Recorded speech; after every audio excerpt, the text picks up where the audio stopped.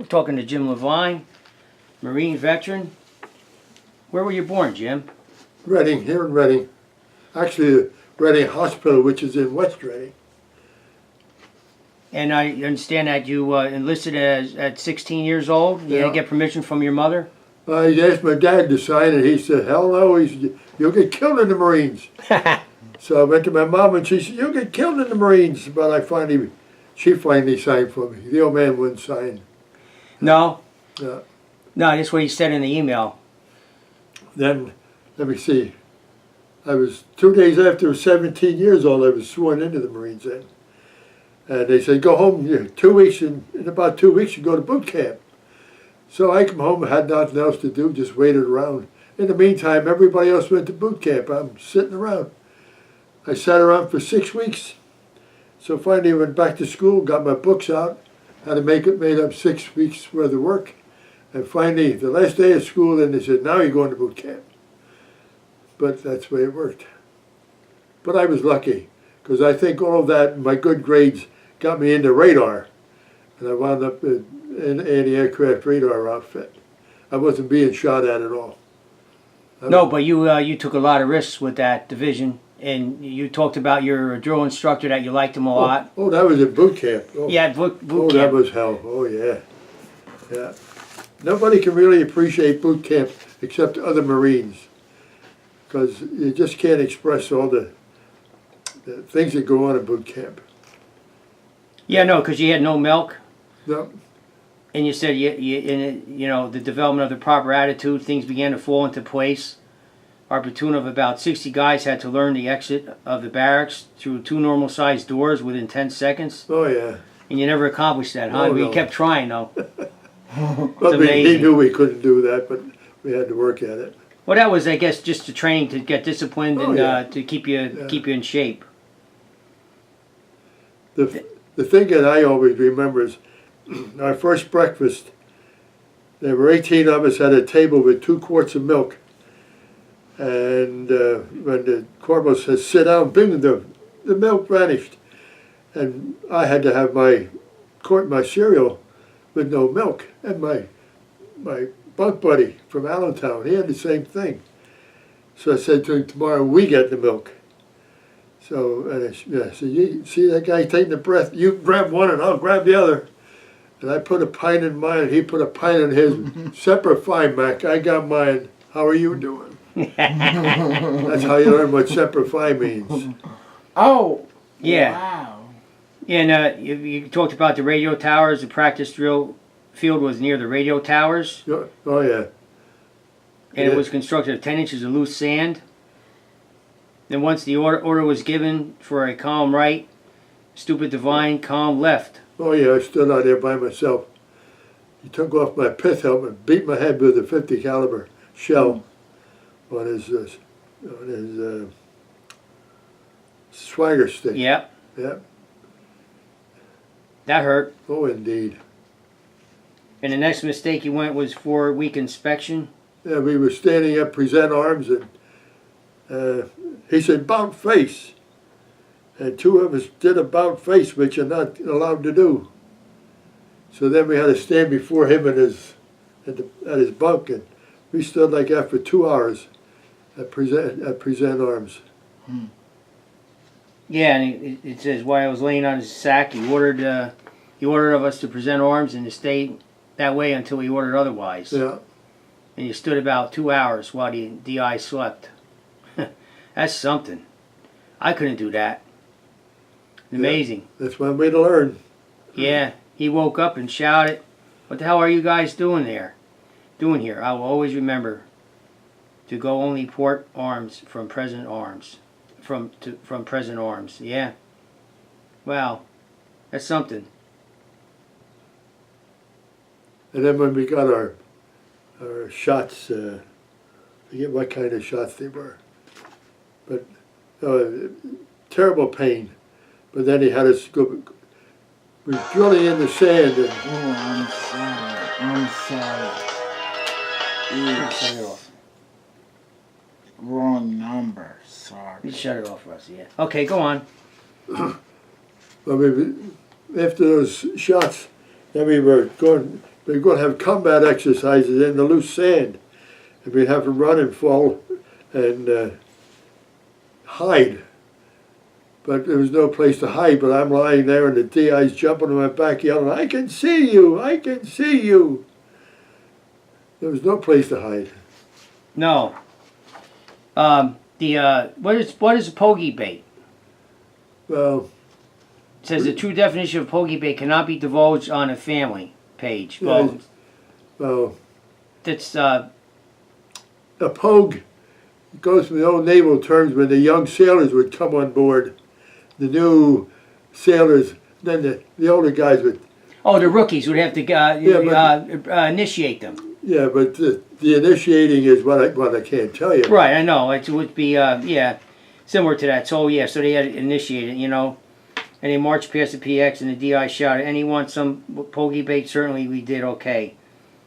So we did chow down, and you little girl, had enough, and then it's something, and we marched off to sick bay. We were given our tetanus shots and tetanus shots, and square dull 2-inch needles. Well, that's what it felt like. Yeah. Wow. Huh. That's something. But you have to know the meaning of the term pogue. Right. I understand. That is amazing. Let's see. I have something here. It says, this is part, I don't understand what this says here, but this part of it.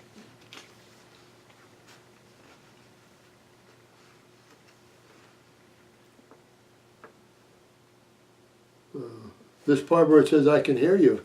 Right. Well, when we had to slap our rifles as we were marching, in practice marching, we had to slap our rifles to make it real loud. And if we didn't beat it enough, then he would yell, I can hear you. Another time, if he fouled up, you put a bucket over your head. And you march around. I can't say that, I'm a bird. Right. And he'd yell, I can hear you, I can't hear you. So we had to yell louder inside the bucket. Wow, it's something. Yeah, you got when you joined the Navy here, on February 16th, you can just want to read that out to us. That when you came home, because the Navy recruiter was closed? Well, that was on February the 16th, that's when I was 16 years old. And two other guys, that's when we decided to go join the Navy. But when we got there, the Navy was closed, but the Marine Corps sergeant was up the hallway in his dress blues. And he said, come on up here, guys. And we did, and that's how we got into the Marine Corps. I was still 16 years old, but wouldn't be 17 until March the 10th. That's when the old man wouldn't sign, but Mom did. And on March 12th, I joined the other guys at the Custom House in Philadelphia and was sworn in. But then I had to wait 6 weeks, and I went back to school after that, and went to boot camp on the last day of school. Okay. And when you went to Karashu and set up microwave communications station between Sabato and one on. Oh, I can't pronounce these names. yeah, that was Kyushu. After, when I got off the island with the anti-aircraft outfit, I wound up with another communications outfit, and we went to Sasebo in Kyushu. That's where we landed. It says here. And then we set up a radio station between Fukuoka, Fukuoka, Sasebo, and Oita, and then other parts north. Yeah. That was good duty in Japan, though. Yeah, you had R&R there? No, we were occupation then. It wasn't R&R. No, okay, you were not. But did you get any R&R while you were over in the? No. Nothing. They didn't give it to you. Didn't need Well, I was only there for 3 months. Okay. Yeah. But at least I didn't have to. We didn't have to be there for the invasion. Okay. Because they said our outfit was going to be for beach communications, where it was pretty well expected we were going to be killed. So we were lucky that Harry dropped the bombs and we didn't have to do that. Yeah, because you got a part of it here too, also.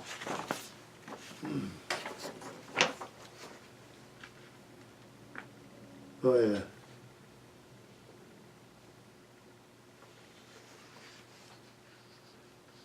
Yeah. So that's something. No, the Japanese people were great. Even the former military, they didn't give us any trouble at all. Good. And now you have here too. It says in transit. It's on January 5th, 1943. 13 radar guys were tucked in the Eugene train depot. Oh yeah. That is something. That's when we had finished radar school, Okay. and then we were going to travel to Frisco.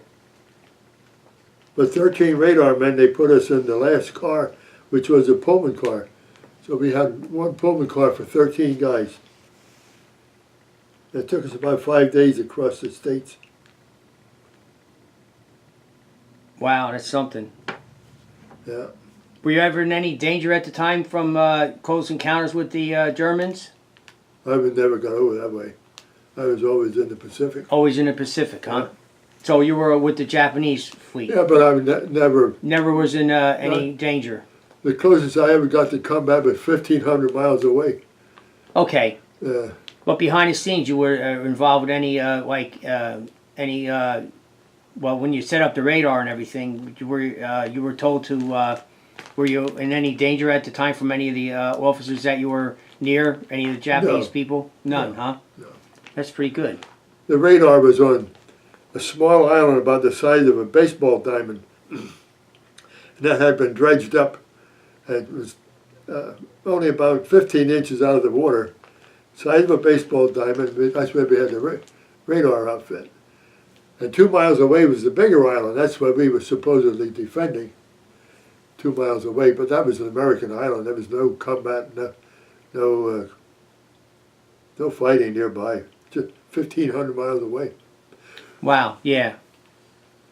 I guess we were there in case the Japanese decided to bomb the big island, but they never did. That's something.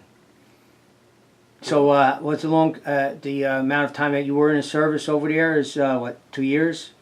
Just about 2 full years, yeah. I went over in January of 44, come back in January of 46, yeah. Yeah, because got coming home here, and I got that when you gave it to me. It's very interesting. Oh, yeah. Yeah, you can read that. Let me see. We hit the west coast of San Diego on January 30th of 1946. We went to Camp Pendleton and spent about a week there. And then we took the train ride north to the east coast. And we finally wound up in Bainbridge, Maryland. That's where we were discharged. Okay. Yeah. Okay. It's good to be home, right? Oh, yeah. Looking back on the war and all the years gone by now in your life and everything, and you see things today, what strikes you about then and now and the difference in the culture today as far as the people and the respect of the service and as far as the psyche of the people today, the young people today? They don't know anything about war except the ones that were in Iraq and stuff, but the average kid today don't understand anything about it. World War II is never taught in the schools now, or nothing. In the history or whatever, I thought maybe in your travels. No, I don't. I never ran into any problems that way. No, I mean your observation with the people that you meet and different things. As they're like disconnected from reality. No. Not too much, huh? No. My one grandson became a Marine for 5 years over in Afghanistan. Oh, that's good. He did 2 tours over there as an MP, handling a dog. And he was shot at, his dog was wounded. But that was his extent over there. And his brother is now a captain in the Air Force, flying F-16s over in Italy. And he's going to go to Afghanistan in the next couple of weeks, flying F-16s there. Wow, that's good. And their dad, my son, he was in the Navy. I guess at the time of the Vietnam War, that was about the time he was in there. Yeah, he never got into combat either. No, it all depends what you when you enlist, whatever it is.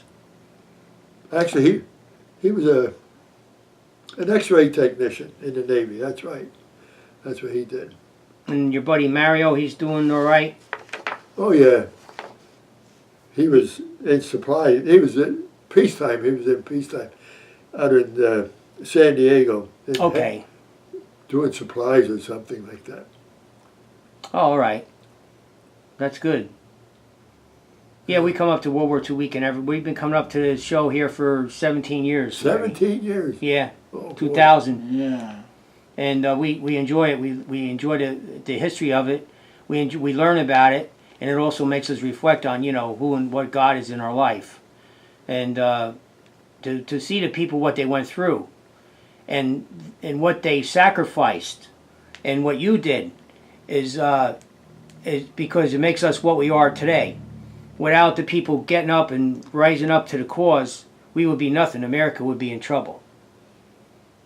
And that's what it's about. You did your service, and you. I never did anything heroic.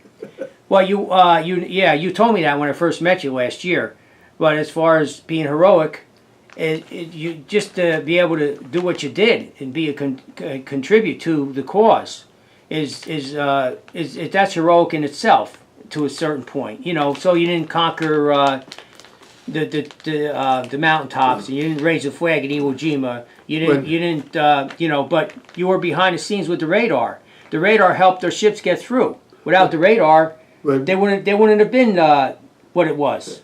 When people hear my time on the island over there, how bad it was, and I thought, oh my God, don't bring that up. I says, the worst thing happened was we were without chocolate ice cream for a whole week. All we had was vanilla and strawberry ice cream for a whole week. Yeah, and you said that in one of your emails too. Well, that's all part of the service. It's part of life. It's but you were there to do your job. You did your job, and you got the radar set up, and you did what you had to do. And the ships didn't get through, and so we were on a defense. Without the radar, we would have been creamed. Yeah. The thing about that, and when we went into radar school, one of the first things they told us, it was secret at that time, and one of the first things we learned was how to blow up a radar set, and then the lieutenant was supposed to shoot us and then commit suicide because we were not allowed to be taken prisoner. That was one of the first things they taught us in radar school. Whether it was true or not, I don't know.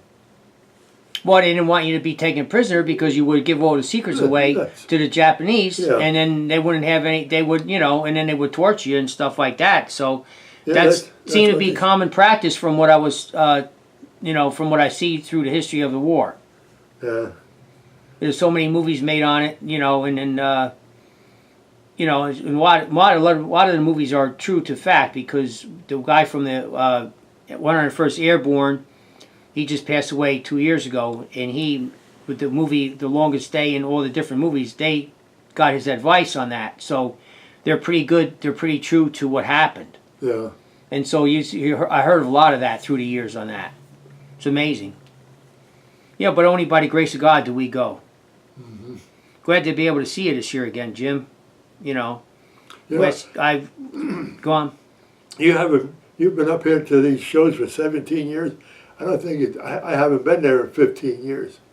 Because as I got older, I couldn't stand the heat up there and walking around. That's correct. Yeah. You told me that, yeah. My son, I guess it was the last year or the year before, said he would take me up in a wheelchair, but I didn't want to do that either. I can see most of the show by sitting out in the backyard. Right, right. No, it's a lot of walking around. Well, they have rentals there that you can go up there and then you can sit in the electric scooter and you drive yourself around. Oh yeah. Yeah, they got all that up there. Of course, you got to rent it for the day, but it's available for you if you want it. They're going to have Pearl Harbor survivor speak this week, and he was a band leader on one of the ships. They're going to have 2 Holocaust survivors speak, I think from the brochure I got, and the guy by Carl Constein, he flew over the hump in Burma. He's got to be 96 years Oh, yeah. old, and because so there's quite a few left that are be able to speak, and get the records of it. And when I remember when I was talking to Paul Tibbets, he got back from the war and he didn't want to know nothing about it. Yeah. So what he did was he said the kids that worked there, he went back to Curtis Wright Air Force Base to work, and the kids said to him, they said, you got to start speaking about it, because if you don't speak about it, then nobody's going to know anything, and that's going to be it, and we're not going to know anything. So he got convicted, and then he said to Russ and I, he said, well, I was convicted, and I went out and I started going to all the schools, and he got the video going called Men Who Brought the Dawn, and that was his documentary on him bombing Japan. Yeah. And that's what it's about. It's amazing. Yeah. Well, thanks for your time and everything. We appreciate it. And thank you for your service. No, you're welcome. Yeah. But all in all, I had a pleasant, my experience was rather pleasant through the whole thing. Except boot camp, but you learn a lot there. Yeah, I was in. You never forget that. Never forget the boot camp. That's what the people tell me. They say you never forget it. Yeah. And my daughter, I raised my kids boot camp style. Okay. 3 of them. And matter of fact, I remember she was only about 16 months old. I had her stand in that corner over there. And no, she did. She learned that. And they learned. But she got a new neighbor recently. And she said to the new neighbor, was your dad a Marine? And the woman says, yeah, how do you know? My daughter says, I can see the Marine in you. Yeah. Yeah, wow, that's something.